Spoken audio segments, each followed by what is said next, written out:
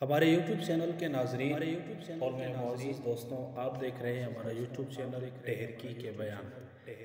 آپ تمام کی بارگاہ میں سب سے پہلے السلام علیکم ورحمۃ اللہ وبرکاتہ۔ آپ دیکھ رہے ہیں ہمارا YouTube چینل ٹہرکی کے بیان۔ سب سے پہلے آپ سے گزارش ہے کہ ہمارے چینل کو سبسکرائب کریں، ہماری ویڈیو کو لائک اور شیئر کریں تاکہ ہر نیو آنے والی ویڈیو آپ تک بآسانی پہنچ سکے۔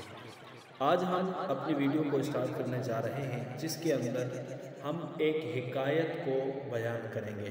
بڑی ہی زبردست قسم کی حکایت ہے، سنیں گے تو انشاءاللہ ہمارا ایمان تازہ ہو جائے گا۔ آپ سے گزارش ہے کہ آپ نے ہماری اس ویڈیو کو اول سے آخر تک دیکھنا ہے۔ عیون الحکایات ایک کتاب ہے، اس کے اندر ایک دلچسپ حکایت لکھی ہوئی ہے۔ فرماتے ہیں کہ کسی گھر میں ایک عجیب و غریب ناگن رہا کرتی تھی، جو روزانہ سونے کا انڈا دیا کرتی تھی۔ گھر کا مالک مفت کی دولت ملنے پر بہت خوش تھا۔ اس نے گھر والوں کو تاکید کر رکھی تھی کہ وہ یہ بات کسی کو نہ بتائیں۔ کئی ماہ تک یہ سلسلہ یوں ہی چلتا رہا۔ ایک دن ناگن اپنے بل سے نکلی اور ان کی بکری کو ڈس لیا۔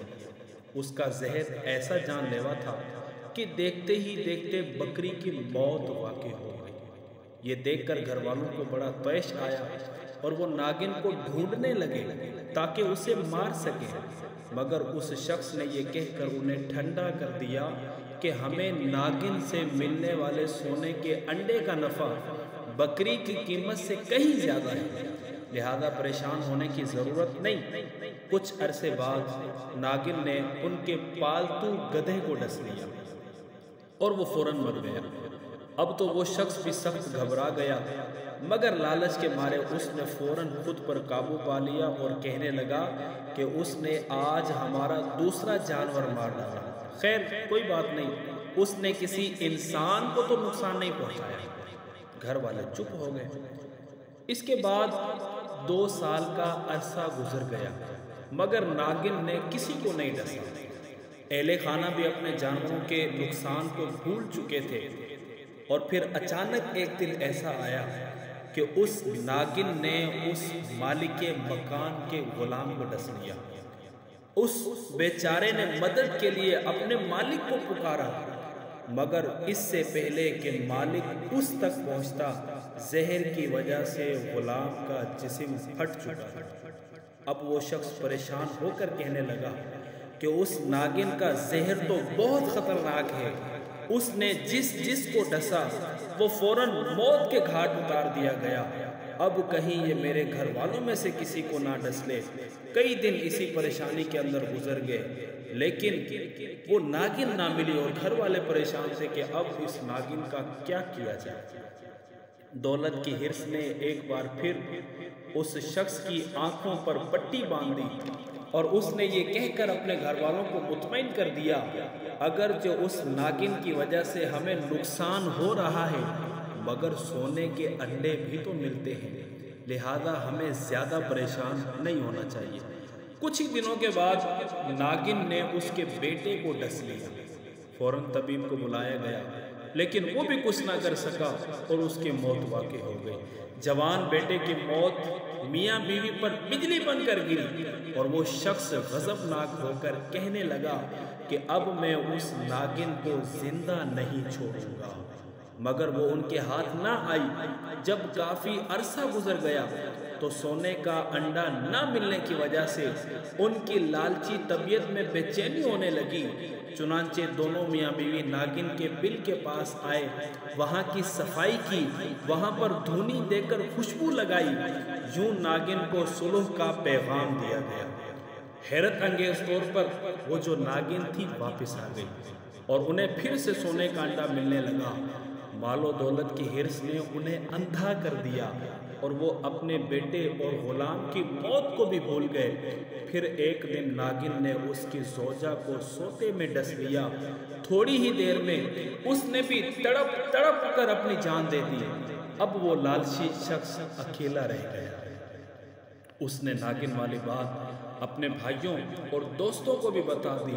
سب نے یہی مشورہ دیا کہ تم نے بہت بڑی غلطی کر دی، اب بھی وقت ہے، سنبھل جاؤ اور جتنی جلدی ہو سکے اس خطرناک ناگن کو مار ڈالو۔ اپنے گھر آ کر وہ شخص ناگن کو مارنے کے لیے گھات لگا کر ہی بیٹھا تھا، اچانک اسے ناگن کے بل کے قریب ایک قیمتی موتی نظر آیا، جسے دیکھ کر اس کی لالچی طبیعت مزید خوش ہو گئی۔ دولت کی ہوس نے اسے سب کچھ بھلا دیا اور وہ کہنے لگا کہ وقت طبیعتوں کو بدل دیتا ہے۔ یقیناً اس ناگن کی طبیعت بھی بدل گئی ہوگی، جس طرح یہ سونے کے انڈوں کے بجائے اب موتی دینے لگی ہے، اسی طرح اس کا زہر بھی ختم ہو گیا ہوگا۔ چنانچہ اب مجھے اس سے کوئی خطرہ نہیں ہے، یہ سوچ کر اس ناگن کو مارنے کا ارادہ ترک کر دیا۔ اب روزانہ اس لالچی شخص کو ایک قیمتی موتی ملنے لگا اور وہ بڑا ہی خوش رہنے لگا۔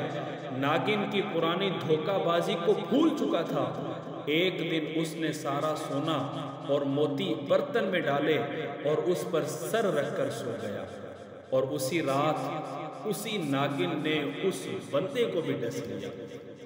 جب اس کی چیخیں بلند ہوئیں تو آس پاس کے لوگ بھاگم بھاگ وہاں پہنچے اور اس سے کہنے لگے کہ تم نے اسے مارنے میں سستی کی اور لالچ میں آ کر اپنی جان داؤ پر لگا دی۔